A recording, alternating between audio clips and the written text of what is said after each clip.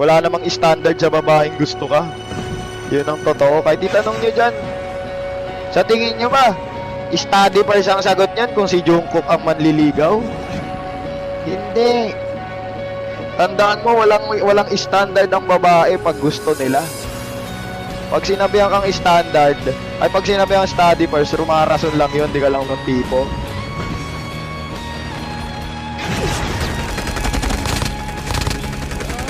Tandaan mo pre, nung naka-baby bra pa yung mga nung high school sila, grade 7, asawa na tingin nila kila B, kila Jungkook, kila Taeyong. Bias nga daw nila yun, di ba? Asawa daw nila yun. Di ba? Tapos sasagutin ka ng study first. Hindi ka lang gusto nun. Napapangitan lang sa iyo.